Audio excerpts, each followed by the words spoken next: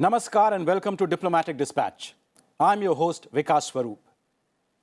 Today we are going to examine a very important and valuable strand of India's foreign policy. Let me begin by showing you 6 images. This is the Providence Cricket Stadium in Georgetown, Guyana. This is the 500 megawatt Kosti Thermal Power Plant in Sudan. This is the National Assembly building in Banjul, the capital of the Gambia. This is the Metro Express in Port Louis, the first light rail transit system in Mauritius. This is the Myanmar Institute of Information Technology in Mandalay. And this is the famous Ta Prohm Temple in Siem Reap, Cambodia. They are all iconic examples of India's development partnerships, and they will be the subject of our episode tonight. Despite being a developing country with its own domestic challenges, India has always believed in sharing its resources and capacity with fellow developing countries.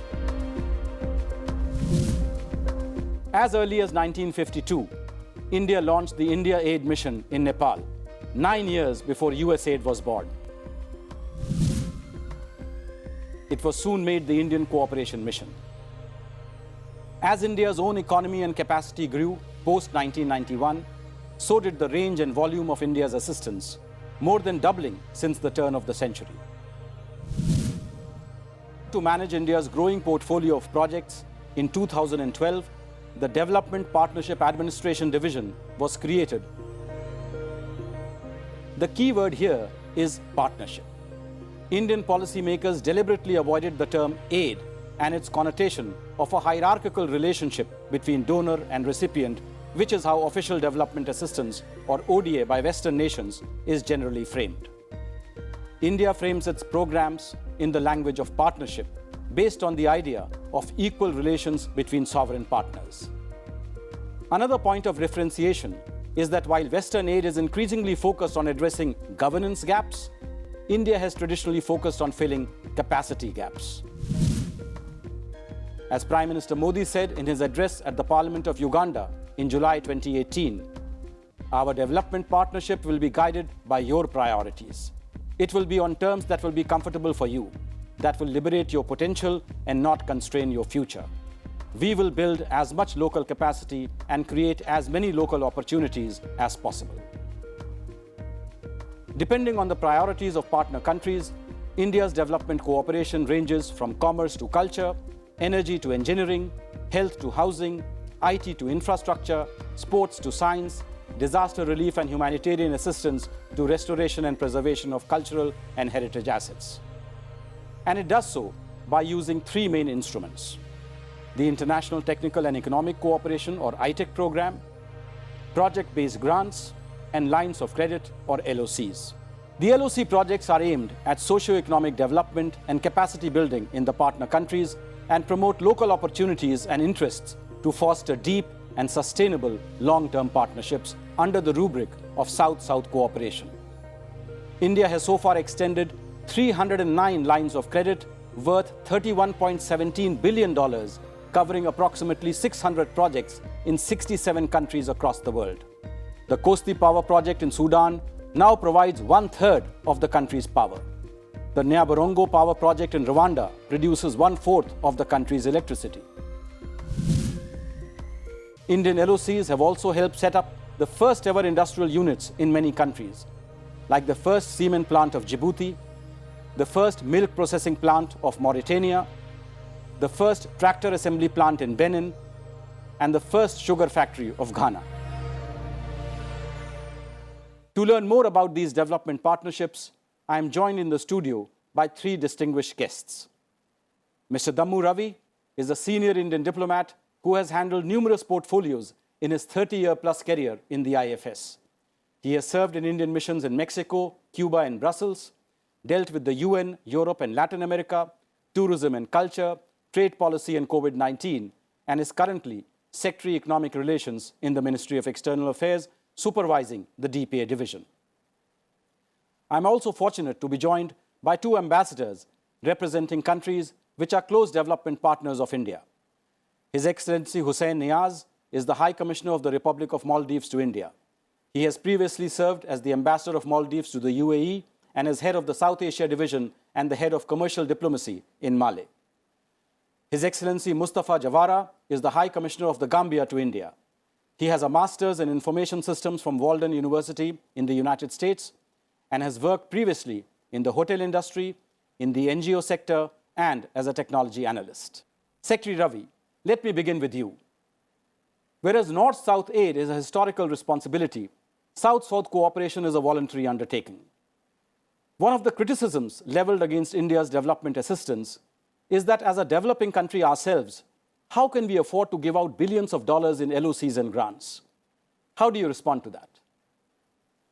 Namaskar. Thank you very much, Vikas, for giving me the opportunity to be in this session of your very prestigious diplomatic dispatch. It's a very pertinent question you asked, but I think we have to understand our cultural ethos, the ethos of sharing. The Vasudeva Kutumbakam is the spirit. That is, we see the world, the humanity as one, and the world as one. I think that is the fundamental to the way we look at the entire development partnership with our countries. It's based on the sharing. We also believe that through our development partnership, we are willing to seek partnerships with other countries, solidarity, and mutual respect. It is truly a South-South cooperation spirit. And in these days when the overseas development assistance is falling, it's important that developing countries come together to share their resources, their technology, and their capacity building. So it is from that angle that we have to see how we are undertaking the projects outside. But I must also say that it is not new. It's been there even before our independence, when our leadership at that point of time took decision to send medical teams abroad. And then onwards, as commensurate with our economic growth, we started to enhance these development partnership cooperation projects outside India, around the world. One is we were partners in the freedom struggle with many countries, but I think in the economic liberation, we also need to be partners with many of our countries. That is the fundamental spirit. So as you say, it is really a win-win partnership. Absolutely. Where India benefits and the countries that we are giving our development assistance to, they also benefit. But in the past, India's development projects were plagued by bureaucratic delays and poor implementation and project management, which undermined the effectiveness of these partnerships. So how has this changed under the DPA now? Interesting question you asked, because like all departments in the government, there is a learning process. So initially, when we started the ITEC program, the Indian Technical Economic Cooperation Program, which is a flagship program of the development partnership, we have now evolved into doing a lot more projects under lines of credit, which you mentioned, and also grants. But there's a learning in the process. So we went through that in the last 2 decades. There has been understanding as to where were the gaps and how we can plug those gaps.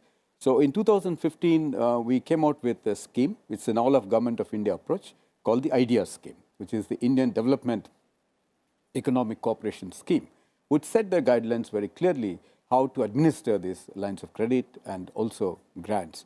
So there has been a significant improvement. There's been transparency in the way we are doing these programs, and departments and the ministries that are involved are also understanding that this is the way to go about, and the private sector as well is quite aware of it.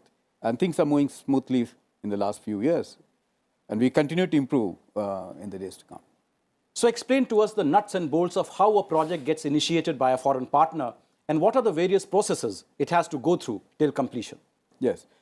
So the decision to offer a line of credit or a grant goes through an interministerial committee, which is empowered by the cabinet. And thereafter, the line of credit is offered to a partner country. And the partner country, once it decides to do a particular project, then the whole process started.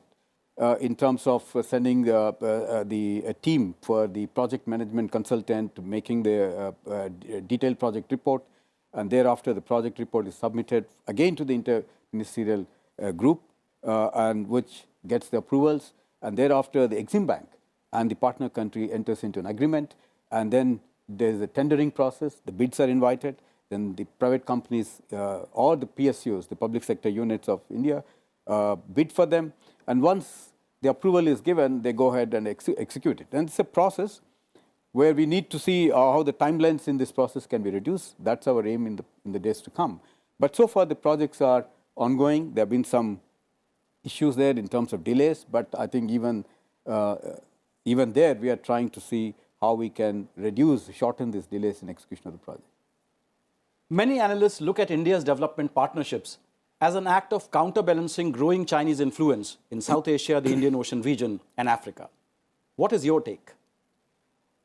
I don't think we should be looking at comparing one country doing certain projects and the other countries doing, but I think many countries are reaching out to other countries. And development partnership is a strategic foreign tool that countries around the world use.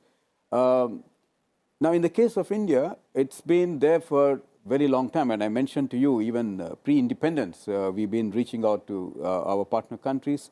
And we have a way of doing it. Capacity building and the recipient country which decides the projects and creating win-win situations. And we also want to create local employment. Whatever we do through the development partnership projects, that should create value there. I think countries have come to recognize the way we do creates value. The way we do projects is winning friends, and it is creating a situation of employment generation that is well appreciated, and there is, of course, room to improve. But I don't think we should be comparing. Every country has its strengths, and we have our strengths too. Thank you. Turning to you, High Commissioner Niyaaz, much of India's development assistance has focused on countries geographically closer to us as part of our neighborhood first policy. And in the neighborhood, there is a very close friendship and partnership with Maldives. President Soli recently referred to India as Maldives' closest ally and trusted neighbor. Can you take us through the various dimensions of this special relationship between India and the Maldives? Thank you, Ambassador Swarup. As you know, the Maldives-India relationship goes back ages. We have cultural similarities, affiliations, people-to-people contact has been for several hundreds of years. But more recently, I think after our independence, we have been coming closer and more closer and closer. I would like to say that while we have been getting excellent cooperation from India for the development of the Maldives, more recently, I think we have seen an added vigor to that relationship, especially with the present government of Ibrahim Mohammed Solih and the government of Prime Minister Modi. I think the relationship has excelled much higher to greater heights. When the President Ibrahim Mohammed Solih was for his inauguration, we were very honored to receive Prime Minister Modi as a special guest, and which underlined the closeness that India wants to have with the Maldives. And the first official trip after swearing in as President of the Maldives, which our President Ibrahim Mohammed Solih undertook, was to India in the same year, in 2018 December. And again, Prime Minister Modi, soon after he assumed his second term as office, the first trip he made overseas was to the Maldives, and we were very honored for that also. I think what I could say is that right now we are seeing some of the better days actually in the Maldives-India relationships. Despite the fact that we have always been very close neighbors. As you said also that Maldives always see that we have an India first policy, like India has a neighborhood first policy. So this goes very well together. And especially in times of need, we see that India is a friend that we can always count on, whatever it happens. Like, for instance, if you look back at difficult times, like we had a coup attempt, terrorist coup attempt in 1988. The first responders were India, who saved the Maldives from such terrorist acts. And then in 2004 tsunami also, India was the first that we could count on as a friend to help. And I think more recently, the water crisis, India was the first country. So in all these situations, we can count on India as a trusted friend who will be there to support when we need the support. And not only that, I think India has been supporting us, especially right now, the COVID pandemic that we are going through. When the entire world was closed, India was open to us. We were able to get up and go walking forward despite all this. Maldives became a no-income country overnight because of the borders closing and the shutting of tourism industry. But because India worked with us hand in hand, and we were able to walk together without falling down. And India very kindly agreed to open an air bubble agreement, which allowed flights to operate to the Maldives. But before that, also, we received generous assistance from India in terms of the Maldivians that were struck overseas were brought back to our country, and during that process also spend a time in quarantine in India so that they don't bring the virus to the Maldives. All these things, and plus we were given financial assistance which helped us greatly to recover from the COVID pandemic. And as I referred earlier, soon after we opened our borders on the 15th of July last year, we were immediately able to get back the tourists coming, and now gladly we are able to bounce back to almost its original format. And interestingly, India is now the #1 market for Maldivian tourist arrivals, which has greatly helped us to recover.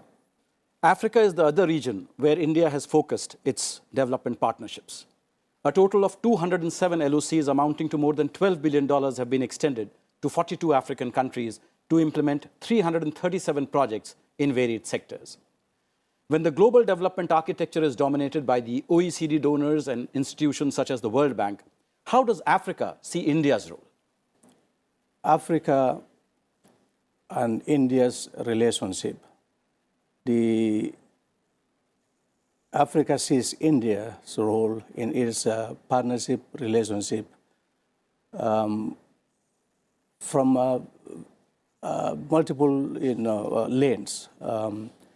Our relationship has been historical since Africa attains its independence. We have had a continuous bilateral and multilateral relationship with India. Culturally, we are tight, and politically and economically, we have similar dispositions. India's role in Africa's development cannot be underestimated. It cannot be underestimated. We have, over the years, Africa, through its partnership with India, as you rightly mentioned, and in your introduction, you've mentioned the National Assembly of the Gambia, which is a symbol of democracy of our country. And since independence, in fact, the previous National Assembly was built before we attained our independence. So it was India that provided an LOC to our country. And through that, we now have a full-fledged building that we call our parliament. It's a symbol of democracy And we really appreciate that. And our partnership is based on mutual interest and mutual respect. Previously, as you mentioned, OECD, the international community, the European Union, the Americans, and all those, they have extended aids to Africa, but most of those aids are not need-based. They are imposed on the continent of Africa. But through our relationship with India, the African countries have their own needs. And through those needs, we approach India and say, well, this is what we need to do. And that's why across the continent of Africa, you see exponential developments in infrastructure, all from India, the government of India. So our partnership is growing and will grow for a long period of time. And, this we appreciate it, because India does not impose its will on the African continent like other people do. Because most, international organizations, they would, say, well, we have a, package for you, but you must, these are the conditions. You have to do A, B, C. Otherwise, we will not give you this package. But in terms of India, we don't go through that. There is that respect and understanding, and that mutual partnership. We have our need, like human beings. We have our infrastructural needs, political needs, economic needs, cultural needs, and we approach India and say, well, this is what we need. Can you help us? Can you assist us? Can we work together to solve this problem for us? And India has been at the forefront, throughout the history of Africa. And, more so, especially, during the past five years, the presence of India across the continent of Africa is impressive. Almost every country you go to, there is, something that you can show that India is contributing, and through that, Africa will get rid of the yoke of, the dependency theory that, Africa would depend on other countries for their needs. Now, because of India, Africa, would be free, from that obligation. We will, at some point in the future, Africa also would be, will be free, economically, politically, and culturally. Secretary Ravi, besides bilateral projects, New Delhi has also taken steps towards triangular cooperation with few Western partners and UN agencies. Can you tell us a little bit more about this, and how do you see this trend evolving? I must admit that our experience in doing trilateral cooperation has been limited, but we have done some, and there's been some success there. We're doing small projects with the US outside India in third countries, synchronizing and combining capacities of each other to be reaching where countries need that capacities. We've been successful. Our own territorial division, the Ministry of External Affairs, have also done a few projects with third countries in different parts of the world. But this is very limited, but there talks are going on that how do we bring in efficiency in this in a triangular cooperation. But IPSA is another great example, where we have done India, Brazil, South Africa. We have done several projects in various parts of the world, particularly in the developing countries. They have been very successful.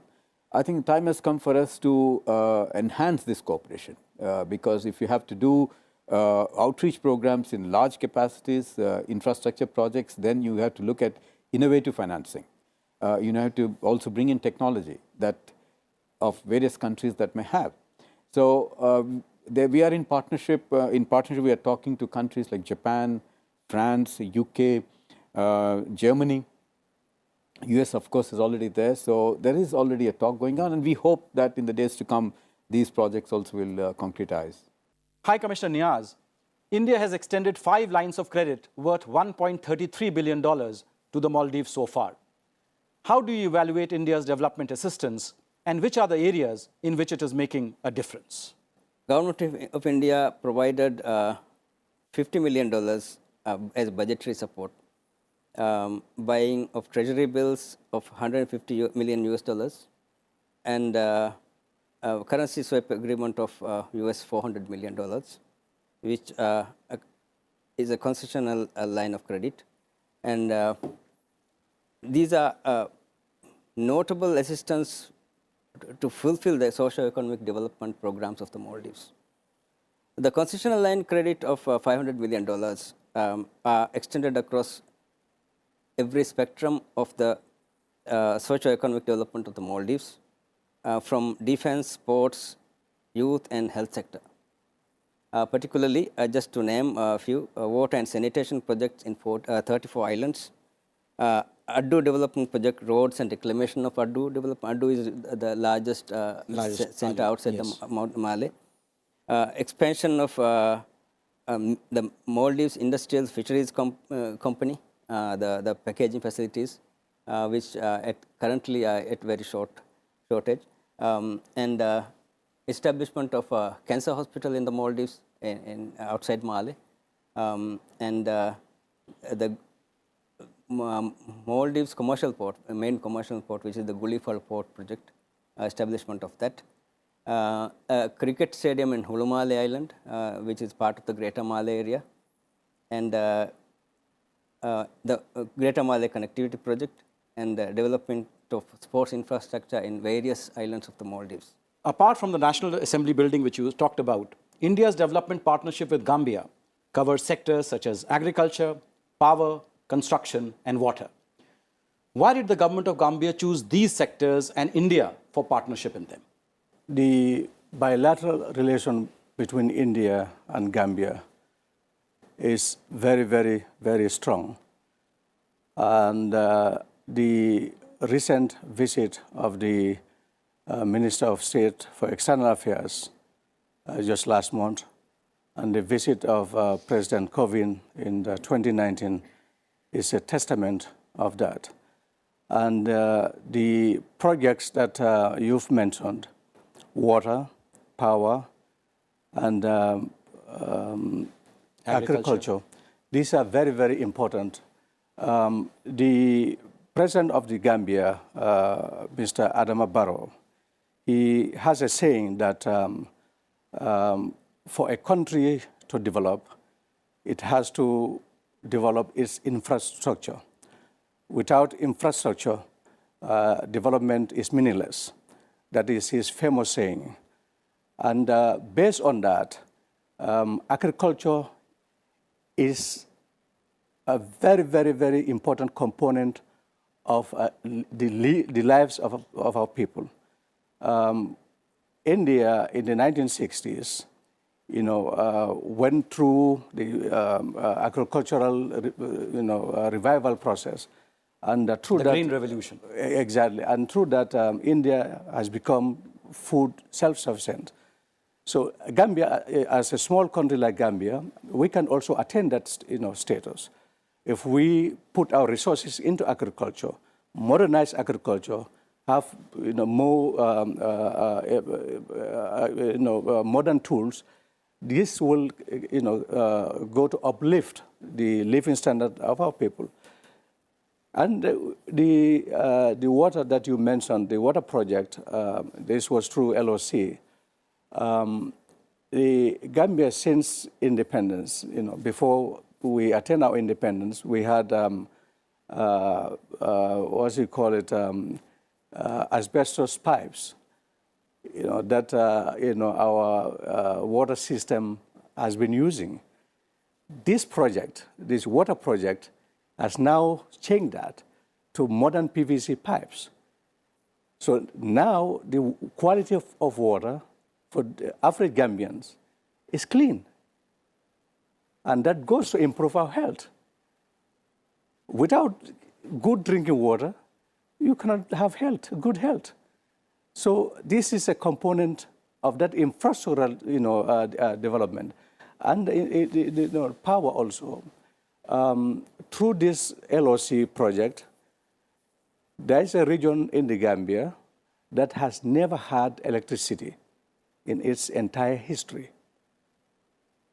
The LOC project provided that now more than 25,000 people now have access to electricity they've never had before. So you can see the development that India is bringing to Africa, especially to the Gambia. And these are things that we really appreciate, and we cannot do this without a good partnership. So we see India as our partners, development partners, and genuine partners. Secretary Ravi, although the DPA within the MEA is a substantial improvement over earlier ad hoc arrangements, it is still not an independent agency run by development professionals. Brazil, Mexico, and Thailand established their agencies many years ago. In 2018, China also set up the China International Development Cooperation Agency. What do you say to the experts who argue that India also needs to establish a professional development agency? This has been also in our minds, how in the last 2 years, how do we make the existing structure more efficient? And we've been working towards improving our own working style. And I said earlier that the ideas guidelines, the India Development Economic Cooperation Scheme, is one was framed through an interministerial consultation and to bring in efficiency, transparency, and plug in gaps. But now it's time to come that as we are scaling up our development partnership abroad in developing countries, perhaps we need to look at our own structures and bring in greater efficiency. Then we consulted a lot of think tanks, took a lot of inputs from them, the private sector, the industry, as well as we also studied other models of other countries. What we realize is, yes, there is a time for us to make it more broad-based, bring in a lot more departments and ministries of the Government of India, more inclusive, and bring it under one umbrella. But I think the central to all this would be, again, Ministry of External Affairs, because there is an external dimension. You're dealing with countries, which are sovereign countries. There is a bilateral angle. The foreign policy issues and priorities will also come in. So we will be looking at restructuring it, but more inclusive, but Foreign Service and the Diplomatic Service and the Ministry of External Affairs will always remain central to it. So in the days to come, we will be discussing further interministerially. That consultation process is already on, and we will be looking at a concrete proposal there. Official development assistance, ODA, by traditional donors was severely impacted during the COVID-19 crisis. How did COVID-19 impact the DPS programs? COVID-19 situation impacted almost every country around the world. And we went through a very difficult process of lockdowns, restriction of movement of people and material. That impacted the existing projects. We had to suspend them for some time. But what we did during that time, we tried to be innovative. So people that were already stuck there in the projects, we told them to continue to do the projects. And we also used the internet methods to do consultations back home and give them guidance. One of the most interesting program that we did was the e-ITech. So the ITech programs we done with specific countries called the e-ITech. So use the internet medium. So the programs continued. It didn't stop. The capacity building programs continued. Even in the SAARC region, we did the health training programs through the internet during the COVID time. That was a very peculiar time and a difficult situation, but we tried to be innovative to overcome that. I hope now that the situation has improved, we are able to come back to this, executing the projects in various countries. And that spirit is come back again for us. We hope we'll be successful in concluding. And that was really very innovative of you to continue the ITech programs in a virtual mode instead of a physical mode. But tell me, besides COVID, what are the other challenges India faces in implementing development projects abroad? Of course, it's not that the challenges cannot be overcome or resolved. And I believe the teething problems would always be there when you try and execute large projects. One is, we tend to take automatically for granted that the country, a donor, a recipient country, is giving you land free. But it may not happen in all cases. You still need to get acquisition of the land is very important. So that's first challenge we face. Internal approvals in those countries, the approvals at our end, and then you have the design factor on which the modification that the project may need to undergo in course of time as per the requirement of the recipient country. That is also a challenge for us. So all of these delays, and any delay actually enhances the cost. And the cost escalation means it would also bring down the quality of a product. So these are our concerns. But I think it's been a learning phase, and the countries that are using our lines of credit and the grants, they're understanding that now. So we try and do extensive consultations when we execute a project. That's helping us. But I again say that the challenges are not that we cannot surmount, and with very good partnership and with countries, we are confident that we will overcome these challenges and do good projects. And that is always a win-win situation. Even our private sector is involved, and they are happy doing these projects. Security is also a consideration, because Yes. I know the difficult security environment we operated in when we did projects in Afghanistan. Absolutely, yes. Sometimes that could be a great challenge, because you have to see, one is the security angle. There again, you see the pandemics like the COVID can actually stall the progress in a project. Excellency Niyaaz, India is now participating in the Greater Malay Connectivity Project that you mentioned, the largest infrastructure project to be undertaken in your country, which is expected to become the new economic lifeline for Maldives. So tell us a little bit about this project and India's role in it. It is perhaps the most ambitious project so far that the Maldives is being undertaken in the Maldives. Very ambitious, and it's going to be a flagship project of India-Maldives collaboration. It's about we are talking about 6.7 kilometers of bridge and causeway connecting Malay Island, the Malay city, with Willingili Island, which is a suburban area, and the Gulifalu Island, which is going to be the Gulifalu Port Island, and Tilafushi Island. So all these islands will be connected with 6.7 kilometers of bridge and causeway.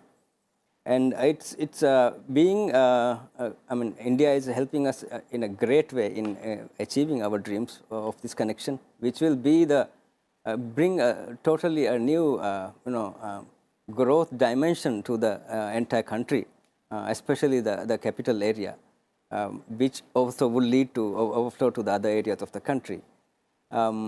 It's financed with $100 million grant assistance from India and a $400 million line of credit, which is also contributed by the Maldives side.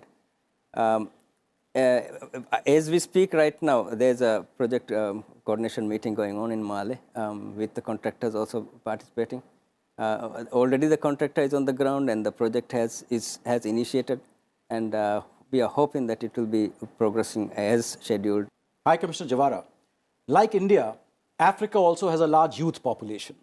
We are seeing the emergence of a new class of young entrepreneurs in Africa who are driving and shaping the economic upswing across the continent. What more can India do to assist the Africa growth story?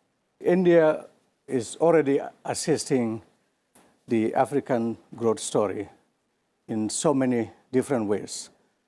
The ITEC program that Excellency mentioned, that's a testament of that. Currently, thousands of Africans are undergoing studies in India, in the institutions of learning in India. And, these students, when they graduate, they go back home. That will, kind of go to uplift the standard of our education system and of our living, generally. India has a lot to offer the African continent. If you go to the United States, in the Silicon Valley, you see a lot of Indians there. Most of the technology companies, you have Indians at the top. Yes. So Africa also, we want to emulate that. We want our new generation, to be technology savvy, and currently they are pursuing that. and all because of the help from Indian government.